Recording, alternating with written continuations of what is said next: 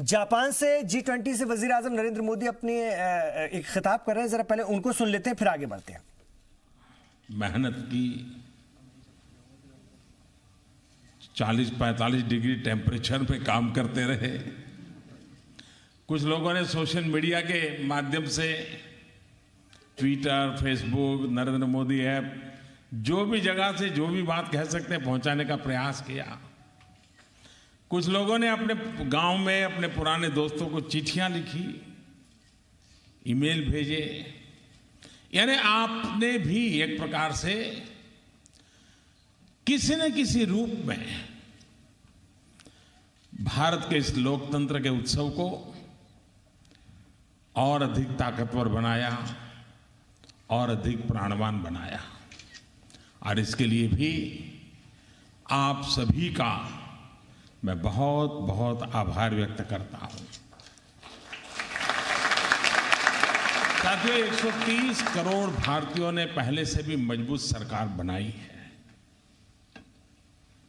और ये अपने आप में एक बहुत बड़ी घटना है। और 3 दशक बाद पहली बार लगातार दूसरी बार पूर्ण बहुमत की सरकार बनाई है। भारत जिला विशाल देश, उसमें ये सिद्धि सामान्य नहीं है।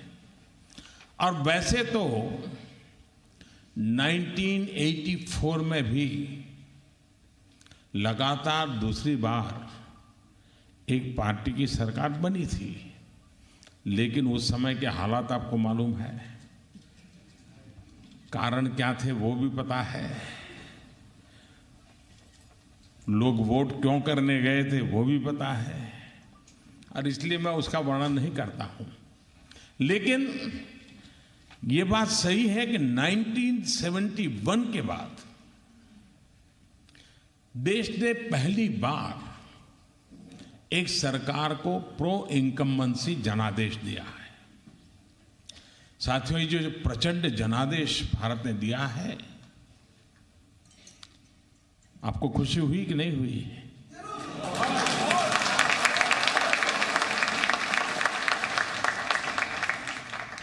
तो ये जीत किसकी है? सच्चाई की। किसकी जीत है? लोकतंत्र के। जब मैं आपसे जवाब सुनता हूं इतना आनंद आता है कि सच्चाई की जीत है। ये हिंदुस्तान के लोकतंत्र की जीत है। भारत के मन को आप जापान में बैठ करके भी भली भांति समझ पाते हैं, अनुभव कर पाते हैं। उनके एस्पिरेशंस और आपके एस्पिरेशंस के बीच में कोई फर्क महसूस नहीं होता है। तब जाकर के जवाब आपके मुंह से सुनने का अवसर मिलता है और तब मन को बहुत संतोष होता है कि हम सही दिशा में हैं। कभी कभी स्टेडियम में हम क्रिकेट मैच देखते हैं तो बाद में पता चलता है कि आउट कैसे हुआ, बॉल कहां से कहां गया था। लेकिन जो घर में टीवी पर देखता है, दूर से देखता है, उसको तुरंत पता चलता है कि वेवलेंथ में गड़बड़ है, इसलिए आउट। और इसलिए आप इतने दूर बैठकर जो हिंदुस्तान को देखते हैं तो सत्य पकड़ने की ताकत आपकी ज्यादा है।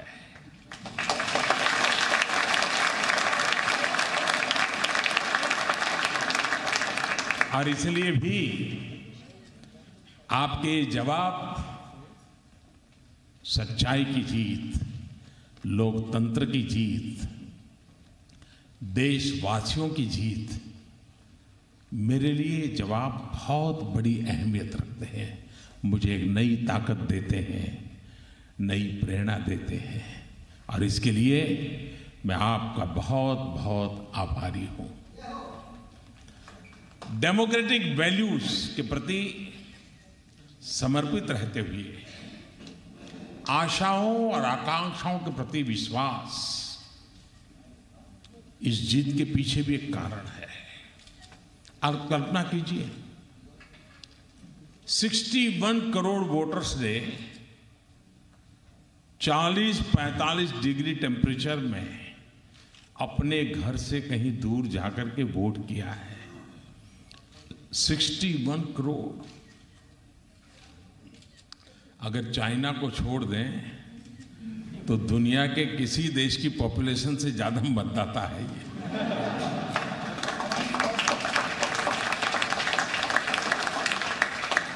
और भारत में लोकतंत्र की विशालता, व्यापकता, उसका भी अंदाज 10 lakh polling stations, more than 40 lakh EVM machine, more than 600 political party active थे, चुनाव में भागीदार थे, और more than 8,000 कैंडिडेट्स। कितना बड़ा उत्सव होगा लोकतंत्र का। मानवता के इतिहास में इससे बड़ा लोकतांत्रिक चुनाव नहीं हुआ है और हर भारतीय को इस बात का गर्व होना चाहिए। भविष्य में भी इस रिकॉर्ड को अगर कोई तोड़ेगा, इस रिकॉर्ड को अगर कोई बेहतर बनाएगा, तो वो हक भी हिंदुस्तान के हाथ में ही है। एक प्रकार से इसका कॉपीराइट भारत के पास है।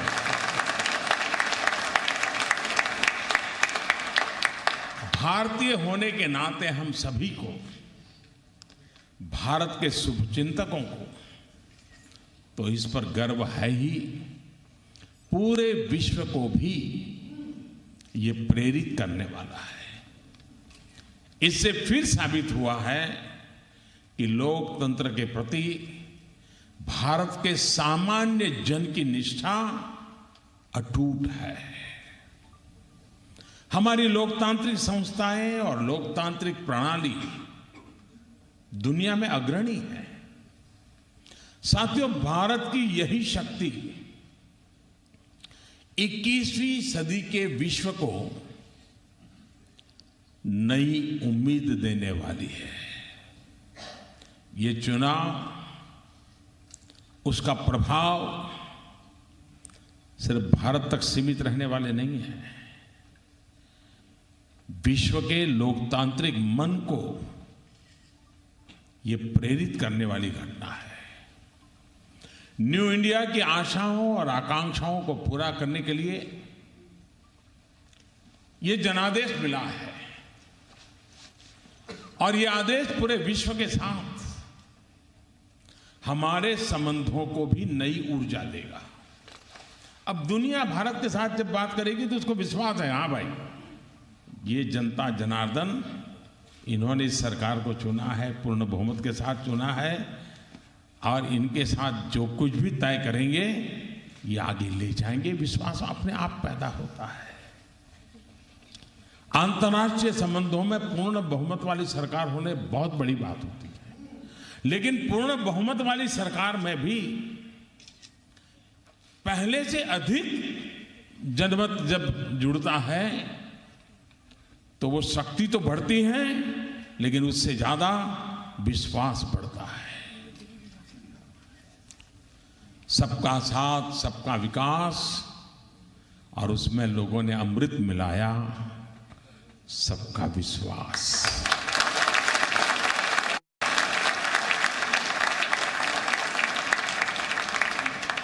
इसी मंत्र पर हम चल रहे हैं। वो भारत पर दुनिया के विश्वास को भी और मजबूत करेगा और विश्व को आश्वस्त करेगा। ये मैं अनुभव कर रहा हूं, ये विश्व को आश्वस्त करेगा। साथियों, जब दुनिया के साथ भारत के रिश्तों की बात आती है तो जापान को उसमें एक अहम स्थान है।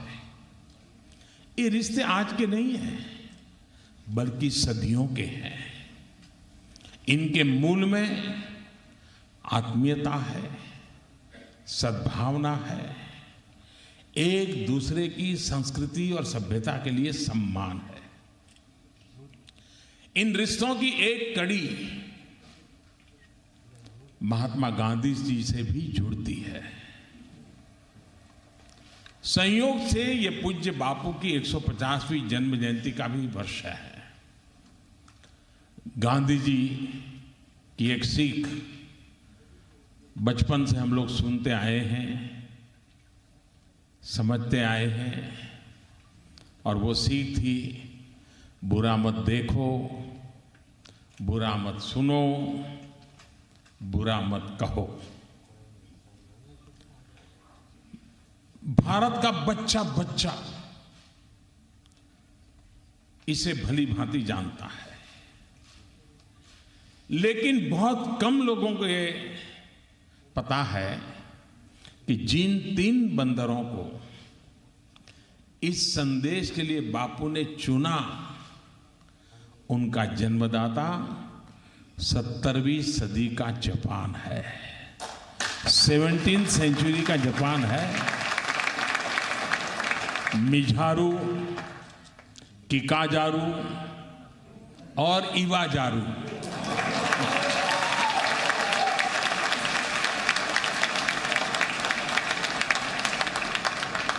जापान की धरोहर है, जिनको पूज्य बापू ने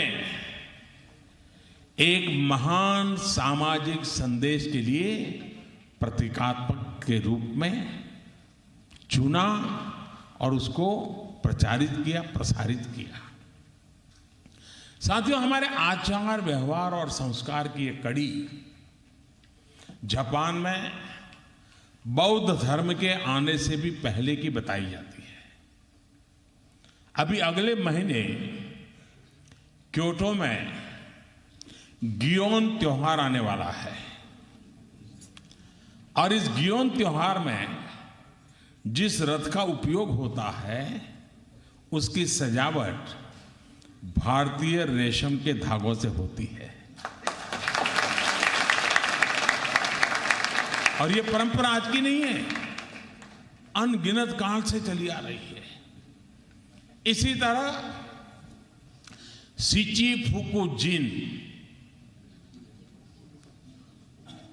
7 गॉड्स ऑफ फॉर्च्यून, उन 7 गॉड में से 4 का संबंध सीधा सीधा भारत से है। मां सरस्वती की बेंजाइतेन, मां लक्ष्मी की कीचीज्योतेन,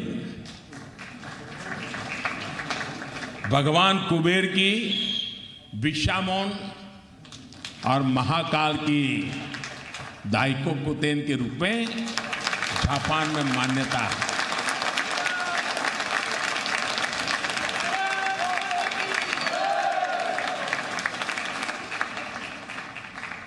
साथियों, फैब्रिक प्रिंटिंग के जो शिबोरी आर्ट भारत और जापान के रिश्तों का एक बहुत पुराना, एक प्रकार से ताना बाना है, सूत्र है। गुजरात के कच्छ और जामनगर में सदियों से बांधनी, जिसको कहते हैं, बंधानी कोई बोलते हैं, कोई बांधनी बोलता है, उसके कलाकार इस कला में उसी रेसिस्ट टेक्निक का उपयोग करते हैं जो यहां भी सदियों से इस्तेमाल है। यानी जापान में उस काम को करने वाले लोग और कच्छ में और जामनगर में करने वाले, आपको ऐसे ही लगेगा कि आप जापान में है और जापान वाले वहां जाएंगे लगेगा गुजरात में है। इतनी सिमिलैरिटी है। इतना ही नहीं, हमारे बोलचाल के भी कुछ सूत्र हैं जो हमें जोड़ते हैं। जिसे भारत में ध्यान कहा जाता है, उसे जापान में जेन कहा जाता है। और जिसे भारत में सेवा कहा जाता है, उसे जापान में भी सेवा ही कहा जाता है।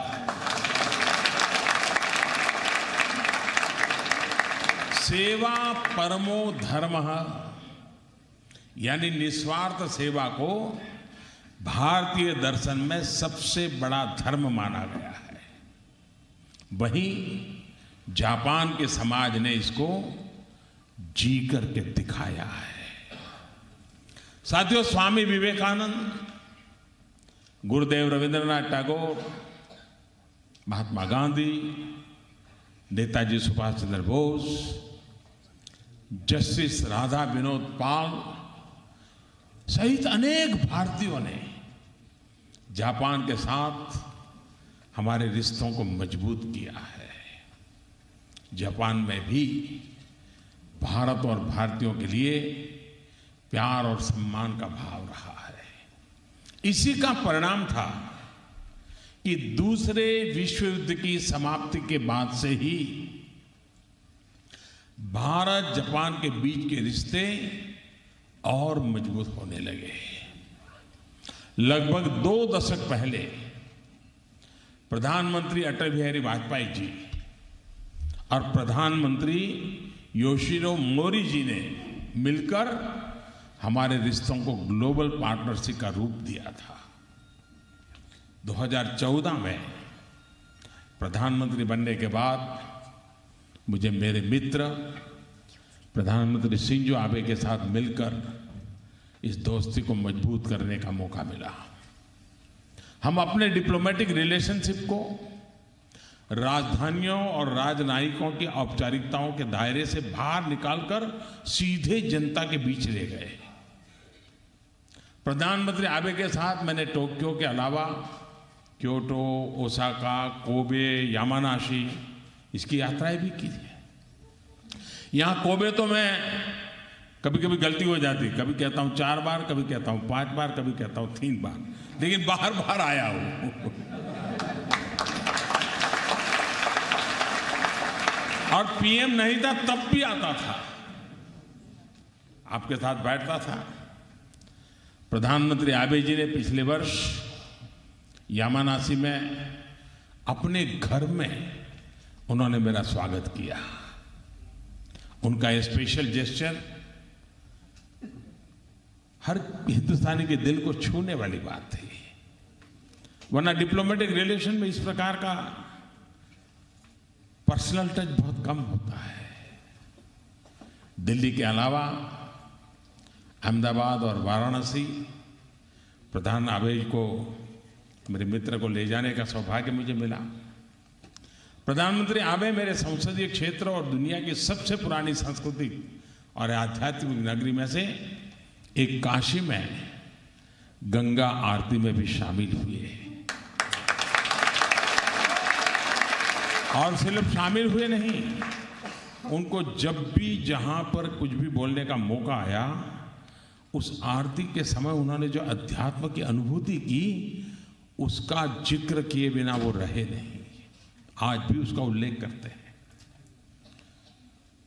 उनकी ये तस्वीरें भी हर भारतीय के मन में बस गई है। साथियों, बीते 6 दशकों से अधिक समय में भारत की विकास यात्रा में जापान की एक महत्वपूर्ण भूमिका रही है।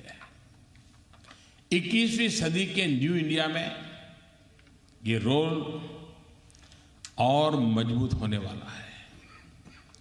1958 में जापान ने अपना पहला येन लोन भारत को ही स्वीकृत किया था 1958 में। इसके बाद से ही जापानी कंपनियां भारत में काम कर रही हैं और उन्होंने उत्तम गुणवत्ता के लिए अपनी एक अलग पहचान बनाई है।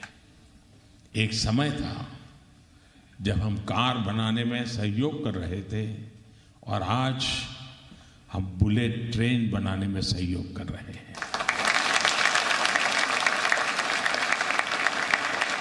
आज पूरब से पश्चिम तक, उत्तर से दक्षिण तक भारत का ऐसा कोई भाग नहीं है जहां जापान के प्रोजेक्ट्स या इन्वेस्टमेंट ने अपनी छाप न छोड़ी हो।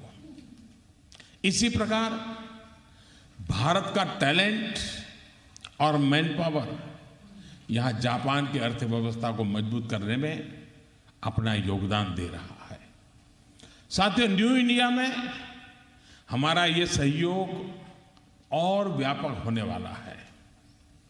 हम आने वाले 5 वर्षों में भारत को $5 ट्रिलियन की इकोनॉमी बनाने के लक्ष्य के साथ आगे बढ़ रहे हैं।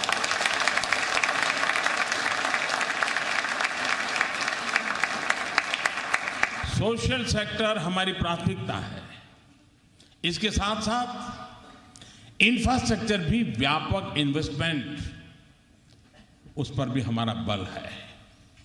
विशेष तौर पर डिजिटल इंफ्रास्ट्रक्चर भारत को आज पूरी दुनिया में निवेश के लिए एक आकर्षक अवसर के रूप में सामने रखता है। भारत में डिजिटल लिटरेसी आज बहुत तेजी से बढ़ रही है। डिजिटल ट्रांजैक्शंस रिकॉर्ड स्तर पर है। इनोवेशन और इंक्यूबेशन के लिए एक बहुत बड़ा इंफ्रास्ट्रक्चर तैयार हो रहा है। एक नया माहौल अनुभव आ रहा है। इसी के बल पर आने वाले 5 वर्षों में 50,000 स्टार्टअप्स का इकोसिस्टम भारत को बनाने का लक्ष्य हमने रखा है। साथियों, अक्सर ये कहा जाता है कि स्काई इज द लिमिट। किसी जमाने में ठीक था, लेकिन भारत इस लिमिट से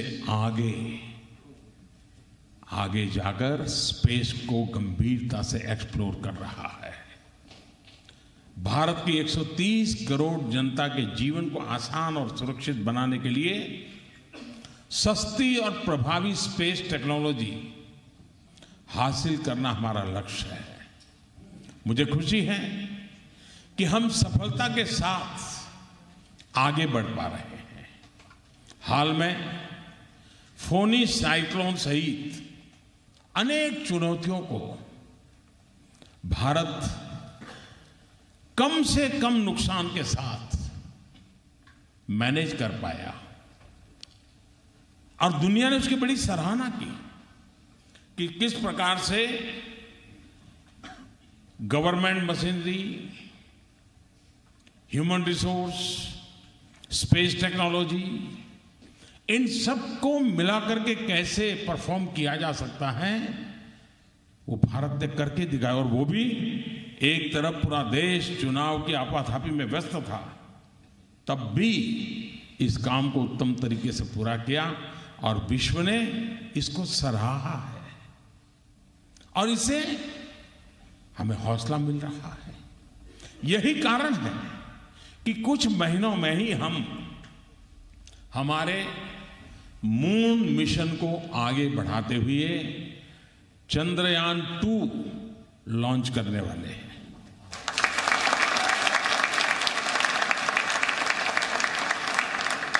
साल 2022 तक अपना पहला मैन्ड मिशन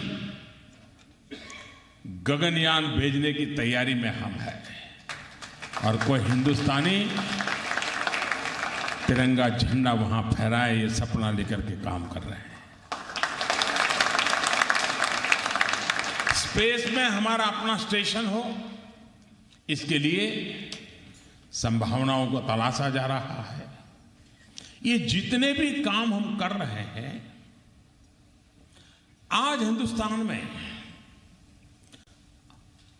एस्पिरेशन से भरा हुआ एक न्यू मिडिल क्लास, एक बहुत बड़ा बल्क सोसाइटी में, जिसके सपने बहुत है, जिसकी आकांक्षाएं बहुत है, जिसको तेज गति से परिणाम की प्रतीक्षा है, उसके अनुरूप हम विकास की नई नई विधाओं को विकसित कर रहे हैं। साथियों, ऐसे समय में जब पूरी दुनिया भारत को संभावनाओं के गेटवे के रूप में देख रही है, तब जापान के साथ हमारा तालमेल भी नई ऊंचाई तय करने वाला है। मैं तो ये मानता हूं कि जापान की काइजन फिलॉसफी भारत जापान संबंधों की प्रगति पर भी लागू होती है। मैं जब गुजरात में मुख्यमंत्री था, तो मैं मेरे सीएम के सब स्टाफ को एक काइजान की ट्रेनिंग दिलवाता था लगातार, क्योंकि काइजान की प्रक्रिया एक ऐसी प्रक्रिया जो कभी रुकती नहीं है। हमारे संबंध लगातार बढ़ते रहेंगे, बुलंद होते रहेंगे। साथियों, प्रधानमंत्री के रूप में यह मेरी जापान की चौथी यात्रा है, पीएम के रूप में। सभी यात्राओं में मैंने जापान में भारत के प्रति एक आत्मीयता, एक अपनापन अनुभव किया है। अपनी सभ्यता और अपने मूल्यों पर गर्व करना, टैलेंट और टेक्नोलॉजी को राष्ट्र निर्माण का हिस्सा बनाना और ट्रेडिशन के दायरे में बनाना, ये मैंने जापान में प्रत्यक्ष अनुभव किया है। और ऐसा महसूस करने वाला मैं अकेला व्यक्ति नहीं। स्वामी विवेकानंद जी ने भी एक सदी पहले जब जापान की यात्रा की थी तो वो भी यहाँ की सभ्यता, जनता के समर्पण और वर्क एथिक्स से बहुत प्रभावित हुए थे। तब स्वामी विवेकानंद जी ने तो यहाँ तक कहा था कि हर भारतीय को जापान की यात्रा करनी चाहिए, लेकिन उस समय जरा जनसंख्या कम थी। अब ये तो संभव नहीं हो पाएगा कि 130 करोड़ लोग। खैर, हम भी मानते हैं, लेकिन 130 करोड़ भारतीयों के प्रतिनिधि आप सब यहां पर हैं। आप जापान की बातों को, यहाँ के वर्क कल्चर को, वर्क एथिक को, यहाँ के टैलेंट को, यहाँ के ट्रेडिशन को, यहाँ की टेक्नोलॉजी को भारत पहुँचाते रहें और भारत की बातें यहाँ के जन सामान्य को सुनाते रहें। यही सेतु हमें नई शक्ति देता है, नित्य नूतन व्यवस्था में परिवर्तित करता है, संबंधों को प्राणवान बनाता है। ये रिचुअल्स नहीं है, एक जीवंत व्यवस्था है, और जीवंत व्यवस्था जन सामान्य के जुड़ने से बनती है। अंत में मैं मेरी बात समाप्त करने से पहले आप सभी का, जापान वासियों का, भारतवासियों का और अपने सभी जापानी बहनों भाइयों के लिए मैं कामना करता हूं, नए रेवा युग में आप सबके जीवन इस युग के नाम के अनुरूप सुंदर हार्मनी हमेशा रहे। जापान में और विशेष रूप से कोबे में हर बार आपने जिस आत्मीयता से मेरा स्वागत, सत्कार और सम्मान किया है, उसके लिए मैं हृदय से आपका आभार प्रकट करता हूं। शायद आपको पता चला होगा, इस 21 जून को अंतर्राष्ट्रीय योगा दिवस था और भारत सरकार योगा के प्रचार, प्रसार और विकास विस्तार के लिए काम करने वाली संस्थाओं को, व्यक्तियों को हिंदुस्तान में भी और हिंदुस्तान के बाहर भी उनको सम्मानित कर, हिंदुस्तान में भी और हिंदुस्तान के बाहर भी उनको सम्मानित करती है, उनको इनाम देती है। आपको पता चला होगा, इस बार जापान में योग के लिए काम करने वाली संस्था को भारत सरकार ने सम्मानित करने का निर्णय किया है।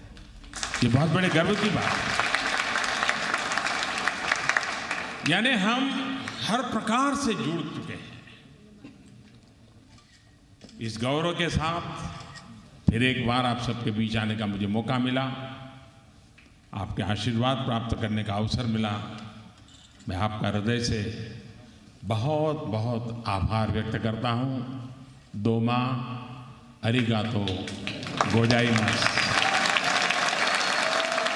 धन्यवाद।